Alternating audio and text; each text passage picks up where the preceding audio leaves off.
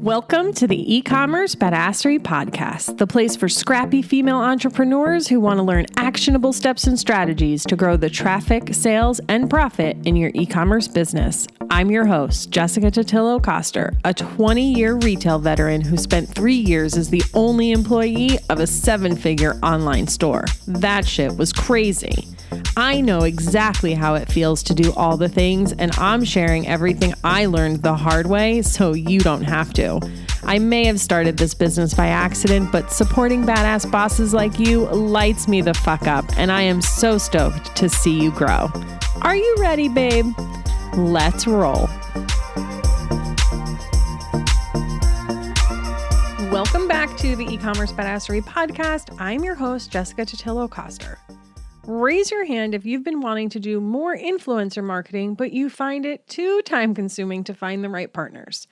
You have to identify people, check their engagement, reach out to gauge their interest in your brand. And you know that no matter how efficient you become with your process, it's impossible to scale even with help. But how cool would it be to build an army of micro-influencers who you know already love your product and shop with you? It'd be pretty friggin' awesome, right? Well, guess what?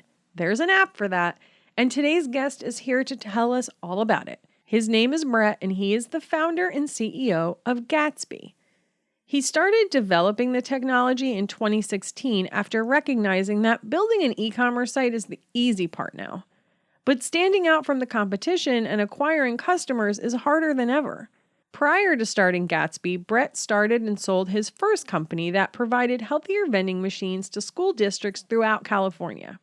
And he worked in Silicon Valley at Box pre and post IPO, so this is not his first rodeo.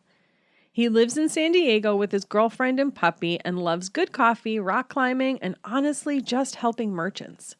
I first met him about a year or so ago, and at the time, Gatsby was still cost prohibitive for most of you, so I held off on sharing the platform. But boy, have they grown a ton since we first connected, which has made Gatsby accessible to so many more small businesses. Tune in to this week's episode to hear why tapping your existing customer base is the best place to find micro-influencers, why micro-influencers beat out the big names, and how Gatsby can help you do this at scale, from identifying those with influence, tracking when they post about you, and even sending them rewards through your integrated email marketing platform like Klaviyo. And make sure you listen through to the end because Brett has something special for eCommerce Badassery listeners. All right, I won't make you wait anymore. Let's get into it. Welcome to the show, Brett. Jessica, thanks for having me on. Yeah, my pleasure. So I'm super excited to talk about Gatsby, of course, but also just micro influencers in general and why kind of the e-commerce market is really moving towards that versus all the big guys. But before we do that, yes, I introduced you in the beginning, but I'd love to just in your words hear why you got into this entrepreneurship game in the first place. I mean, it's been in my blood since I was as young as I can remember. I remember being with my fellow friend kids back in the school ground, whatever, and always coming up with ideas and schemes and whatnot to sort of start businesses. But really, once I went to college, I started my first company after I graduated, like right when I graduated. And that did healthy vending machines for school districts throughout California. So one of my first passions was around the obesity epidemic. And actually, I did that before Michelle Obama came into the White House, like about a year before. And then once she came in, that really blew us up. We ended up getting like 3 or 4 major school districts within the course of a week. And ultimately, I had to sell the business just to service the contracts that we had won. So a really cool opportunity. I sold that when I was in my early 20s and then spent the next 4 years at a big software company in the Valley, one that went public while I was there. It was super exciting. And then left that to start Gatsby. And that was 2015, 16 when I sort of had the idea that would become Gatsby. And I've been working on this project full time for about 5 years now. That's so awesome. So this is just what you do, basically. Like you're just an idea man, it sounds like. So that's super cool. Congratulations on such early success. We love hearing those stories. Thank you. You're very welcome. I remember when I don't even know how I first came across you or how we first got in touch or how we first talked, but I've been on your email list since then. And maybe it's been about like a year or so. And I just keep seeing like new integration, new integration, new integration. So you've been killing it over there. So congratulations. I'm super excited to share with the audience about Gatsby and what it can do for their business. But let's talk about the micro influencer thing, because I think a lot of e-com entrepreneurs get a little bit of FOMO of like, oh, well, this person only has 10, 20, 30,000 followers. And like, they really want the big people and, they know it's too early for them. So what can you kind of tell those listeners of why it's actually better to focus on the micro influencer and why that's what you do and what Gatsby was built for? So I'll tell them that we have some of the largest customers in Shopify using our software, and they're using it because they want micro influencers, right? Or they want to supplement what they're doing with micros. And the way that micro influencer marketing works is it requires scale. You got to build that army of micro influencers. And when I looked at the industry, the Shopify space 5 years ago, I recognized that the barriers to entry were very low. Like pretty much anybody could create a Shopify store with relatively low cost. In fact, just last night was one of the first times I have ever been converted by an ad on the very first ad ever. Like funny, my girlfriend sent me an Instagram DM. She thought it was a meme, but actually it was an ad from this company that sells this floppy fish dog toy. Almost even give them a shout out because I think it was awesome. Grizzly Boy is the name of the company. I never heard of them before last night. Got the ad, went to the site, found all the details I needed to find, got the incentive.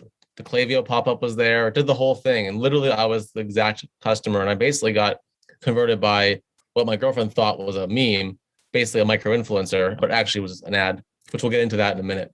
But the point is, like, when somebody refers you to something, someone you trust refers you to something, you take a look at it. And so when my girlfriend sent me that ad, I took a look and I laughed and I thought my puppy would love this.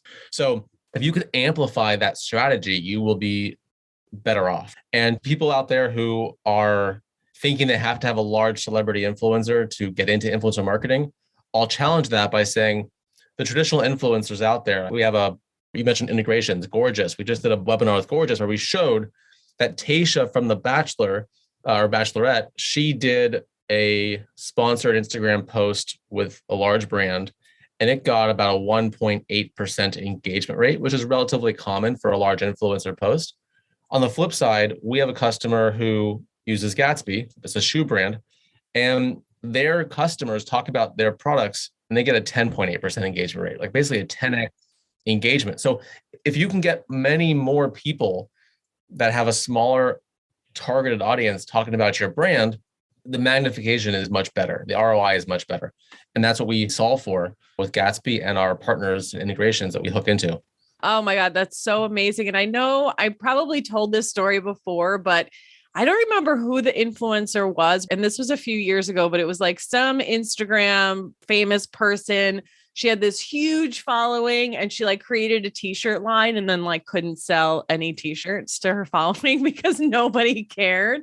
But when you have those smaller people, their audiences are so much more engaged and actually care about what that person has to say. And it's not just like, I feel like sometimes people follow big influencers just so they can rag on them a little bit and just like envy hate them because we're bored, I guess. I don't know.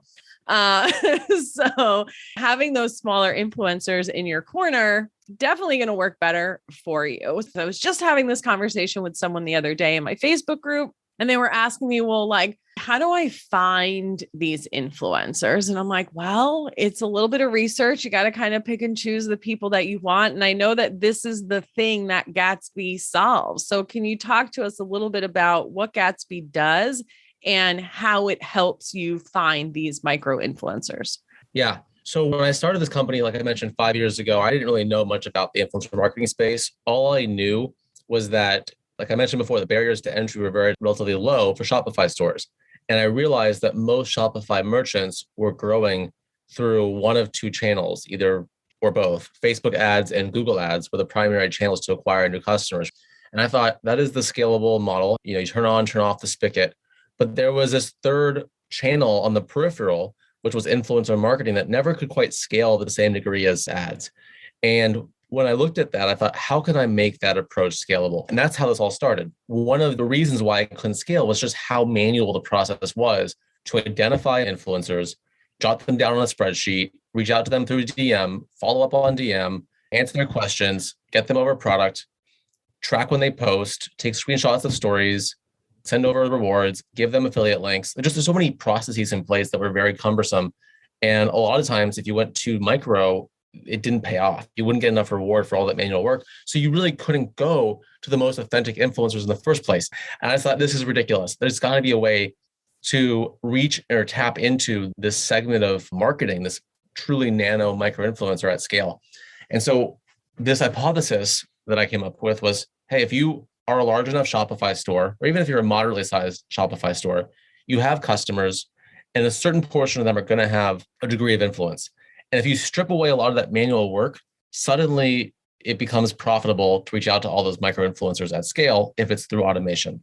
And so what we do is we help you identify influencers, not through any manual process, but instead simply asking your customers to give you their Instagram handle somewhere in the conversion funnel. So it could be in your pop-up that you have on your homepage from Just Uno or Klaviyo or whatever pop-up you're using, ask for handle right there next to email, right there next to phone number. Boom, a third option. It could be a landing page. Drive your customers to a landing page to give you their handle, part of a Get More Involved with Us campaign or join the influencer program. And then third, and this is the advice I'm going to give to everybody listening today. We're recording this podcast in mid-October. Black Friday is coming up relatively quickly. And the number one thing that I'm suggesting clients do right now is they add a field post-purchase to ask people who just bought to provide you with their Instagram username. And we have a guide, a 20-second GIF, all this stuff out there that if you're using Klaviyo and you're using Shopify, it is extremely easy to add this form field to show up right when the order is completed on that thank you page. So whatever you do though, wherever you add that field for handle, Gatsby then will take that handle and provide you insights on that individual within a split second. So we'll pull in how many followers they have, their Instagram bio, we'll score them using different metrics we have internally. It will basically spit out a micro influencer or not, right? And then what makes this truly powerful is that we don't force you to go into Gatsby all the time.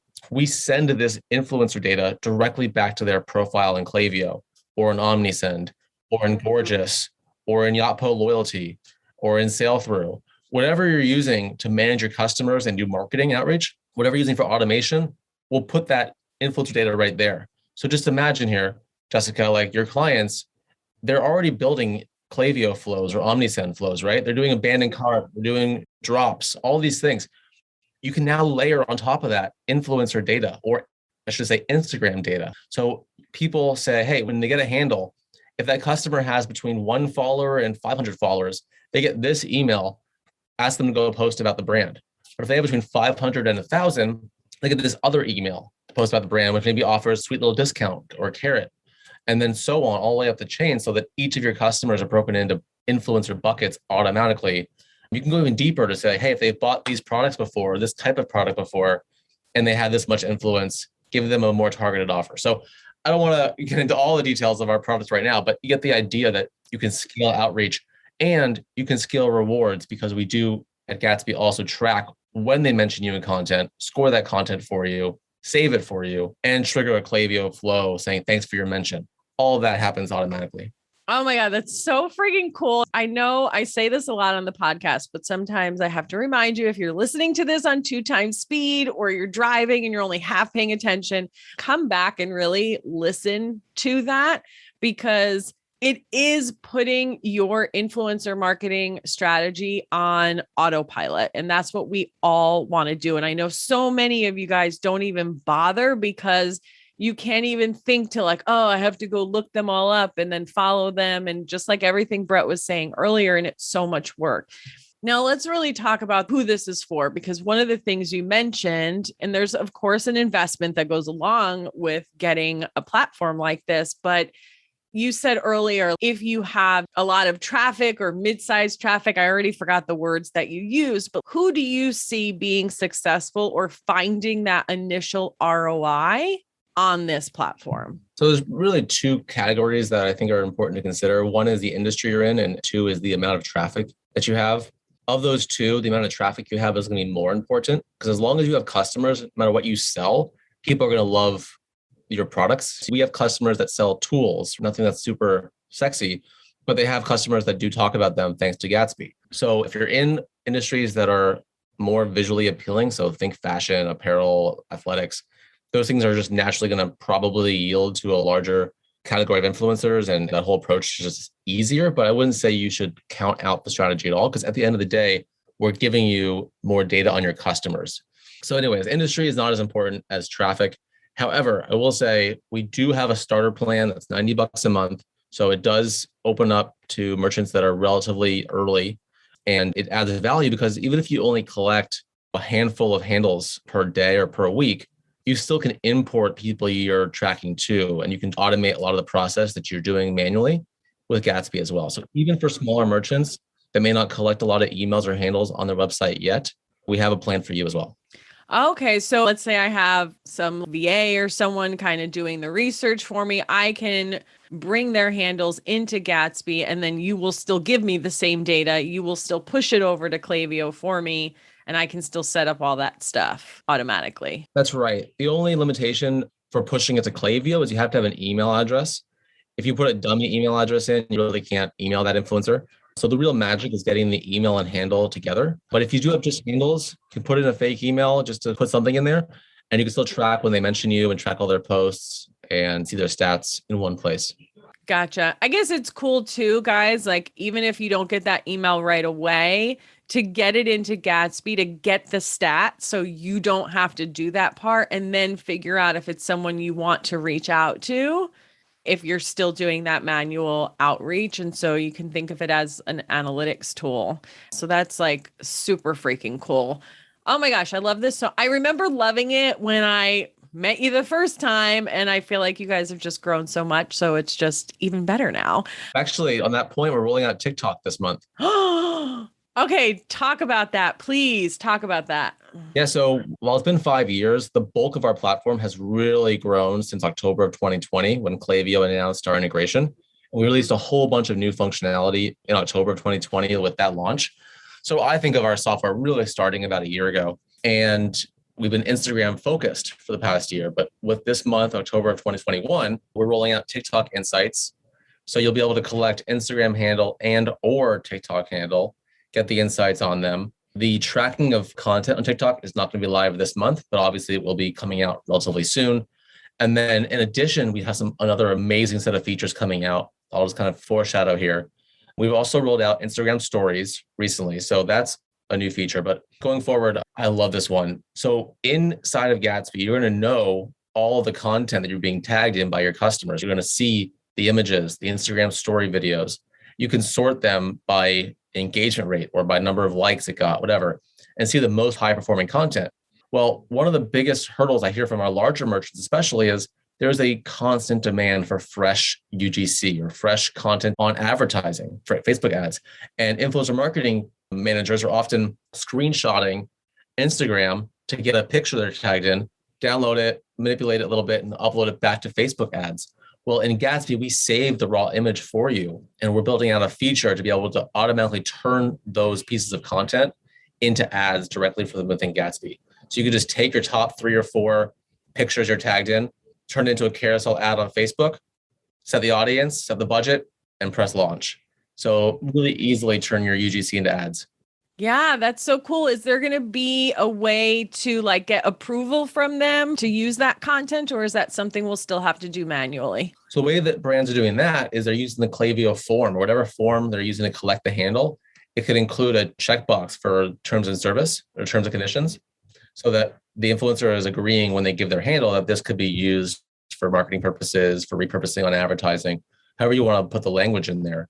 And then you can just have that checkbox in Klaviyo that they have approved influencer marketing.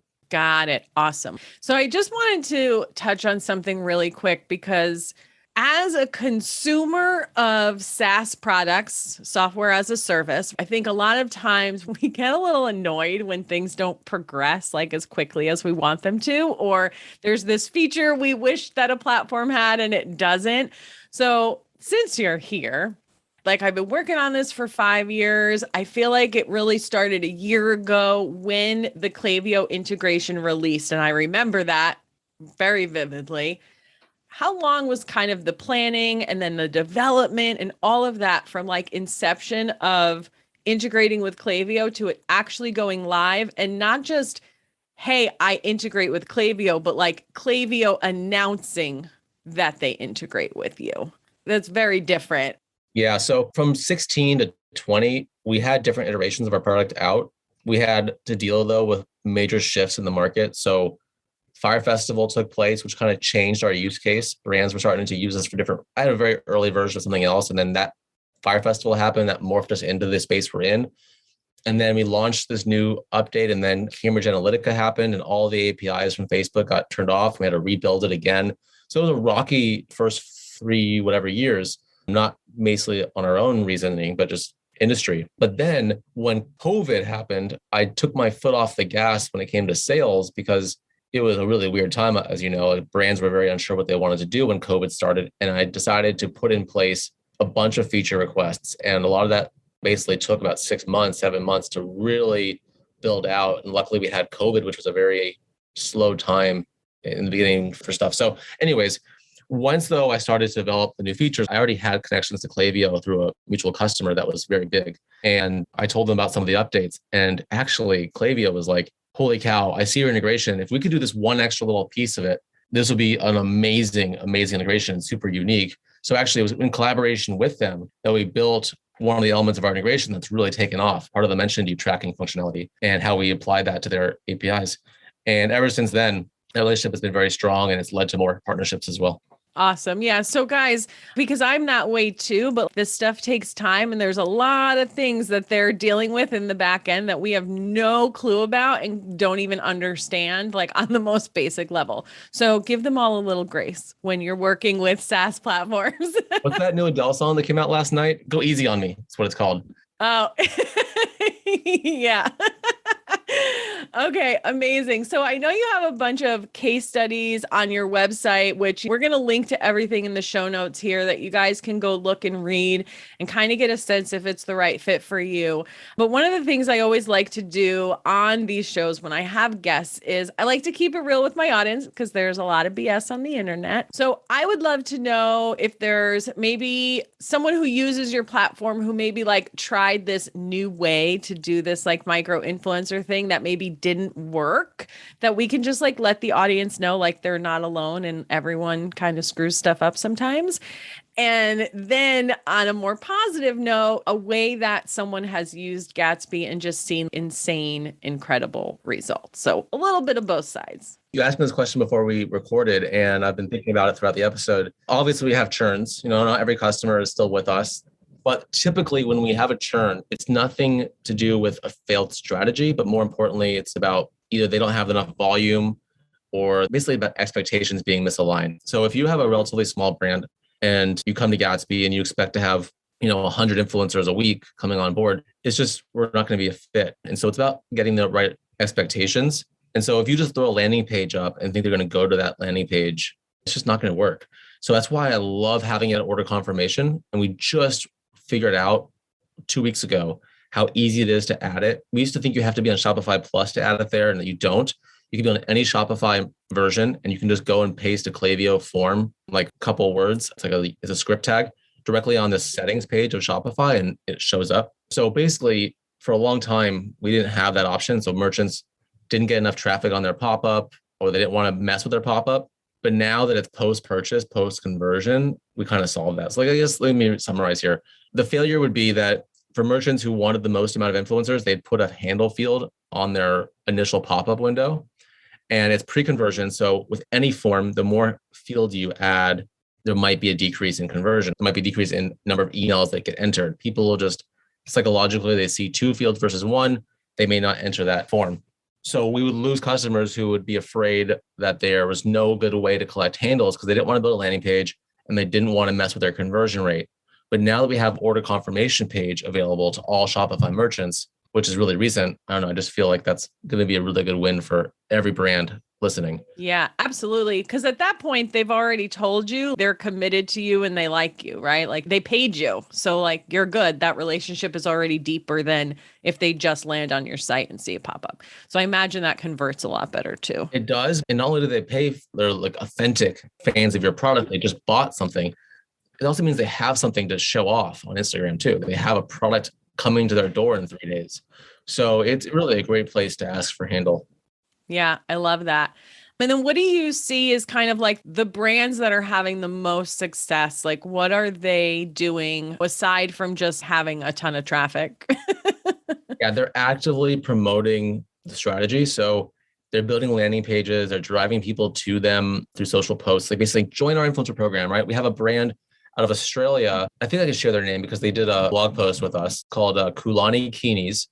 And they just launched this beautiful strategy that involves basically using Gatsby as a loyalty program, right? So like on your first mention, you get XYZ code. On your fifth mention of the brand on Instagram, you get a different code as for a higher discount, right? And so basically the more you engage with Kulani, the more benefits you get. And they built the landing page as island themed. So as you travel up the mention counts, you travel from island to island and you get closer and closer to like the goal island, which is like where you want to be for a better perk system. And it's a beautiful system, really well designed. Their emails are brilliant. And I love that example. And you can go see more about them on our website, as well as just go to kalanikinis.com and check them out. So that's one example I'll give. And I'll even share one more. Volcom, the skate brand, they have us in the pop-up, and Volcom really cares about quality of data. So they actually ask for more than just handle and email. They also ask, I think, for preferences on what you're looking for. Maybe it was gender. I can't remember right now, but they're wanting more data on you because they really care about personalizing the experience and giving you the right content that's going to resonate with you more than just collecting the most number of emails, which I want to say is a really important thing to consider. Like getting 100 emails with a lower engagement rate is no better for your business and probably just costs you more in Klaviyo costs than getting 50 emails that are all more engaged. So they focus on that latter, and they use us with email and SMS to do the outreach because they have a phone number in the database as well. So it's really cool. You can hit your customers on different channels, not just email. Oh yeah, so cool. And I love it was a swimwear brand. Is that what you said, out of Australia? Yeah, Kulani Kinis. Yeah, I feel like Australia brands are just doing it all right. They are. We have a lot of them. Yeah, I'm like always so impressed. That's so awesome. Thank you so much for sharing all of that. And so guys, you know that the most important thing is you got to talk about it. And if you don't, nobody cares. So it's really up to us to promote our businesses and what we're offering. So, it's always a good reminder, friend. Is there anything else that we didn't talk about that you want to make sure the audience hears today? No, I just reiterate that there's time to still collect handles before Black Friday, depending upon when this podcast airs, and that it's super easy, and to reach out to us because we have a really good comprehensive guide, as well as a GIF, whatever you need to get this thing implemented really quickly. Like it takes 5 minutes. 5 minutes and you can have handles sync into your Gatsby account and sync into Klaviyo. And secondly, if you're using Yotpo Loyalty or you're using Gorgeous, those are two really awesome secondary integrations where you can get influencer data directly into your customer service program, directly into your loyalty program, so you can reward mentions with Yotpo loyalty points. So those are just more ways you can leverage this data, and a lot of it's really quick and easy to set up. Very cool. Thank you so much. And I think you have a little special offer for the listeners. You want to tell them about that? This is kind of a holiday special right now. So for the next 3 months, we're offering 30% off for those 3 months on our business or plus plans. So go ahead and just email us or chat us and mention Jessica and eCommerce Badassery, and you'll take 30% off of your business or plus plan with us. And yeah, just go ahead and install our app on the App Store. And it's 7 days free trial. Gatsby is the name. And once you're in there, you'll have a chat widget. Just chat us and we'll be able to implement that discount for you. Awesome. Thank you so much, Brett. I so much appreciate you guys listening. Listen to this one again. Go check out the platform, add it into Shopify, check the show notes. I'll get some of those important links in the case studies that Brett mentioned. And of course, if you have any more questions of whether or not this is the right fit for you, come join me in the eCommerce Badassery Facebook group. I hope you have a wonderful day, and I'll see you on the flip side, friend.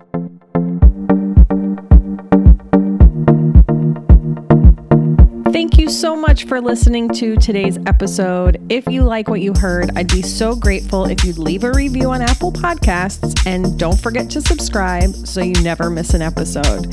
And if you're looking to surround yourself with more product entrepreneurs who totally get your life right now, get your booty on over to the e-commerce badassery Facebook group. Can't wait to see you there. Until next time, e-commerce friends, stay badass.